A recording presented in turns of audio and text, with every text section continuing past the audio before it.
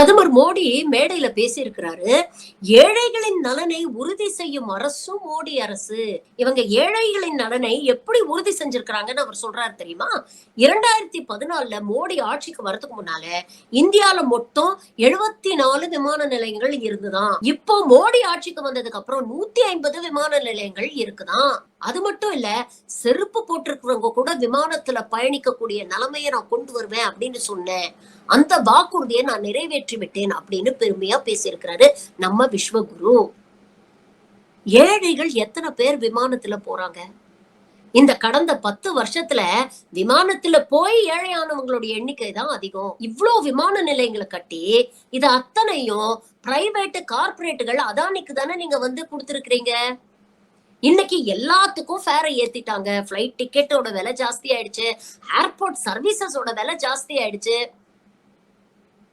ஏழை எளிய மக்களால இதை அஃபோர்ட் பண்ண முடியுமா? அவன் ட்ரெயின் டிக்கெட்டே எடுக்க முடியாத அளவுக்கு கஷ்டப்பட்டு இருக்கான். வித்தவுட்ல போயிட்டு இருக்கிறான். கும்பமேளால ஏற்பட்ட நிலைமையை நம்ம பார்த்தோம்ல. இதுதான் ஏழை எளிய மக்களுடைய வாழ்க்கையை வளப்படுத்துற லட்சணமா? ஏழை எளிய மக்களுடைய நாடின் நரம்பாக இந்த நாடு பூரா இருக்கிறது ரயில்வே. அந்த ரயில்வேல இருக்கக்கூடிய ரயில்களுடைய தரத்தை மேம்படுத்த என்ன செஞ்சிருக்கிறீங்க? உங்க ஆட்சியில தான் வரலாறு காணாத அளவுக்கு தொடர்ந்து ரயில் விபத்துகள் நடந்துகிட்டு இருக்கு. அத பத்தி என்னைக்காவது கவலைப்பட்டு இருக்கிறீங்களா?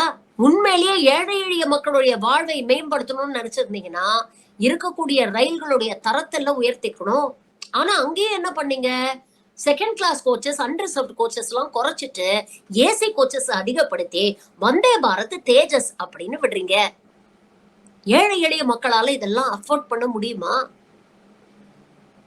நீங்க சொல்றீங்களே செருப்பு போடுறவங்க கூட விமானத்துல போடலான்னு. நீங்க ஏத்தி வச்சிருக்கிற வரினாலையும் நீங்க ஏற்படுத்தி இருக்கிற பணம் வீக்கத்தினாலையும் செருப்பு கூட வாங்க முடியாத நிலைமையில தான் இன்னைக்கு நாட்டுல பெரும்பாலான ஏழை எளிய மக்கள் இருக்கிறாங்க.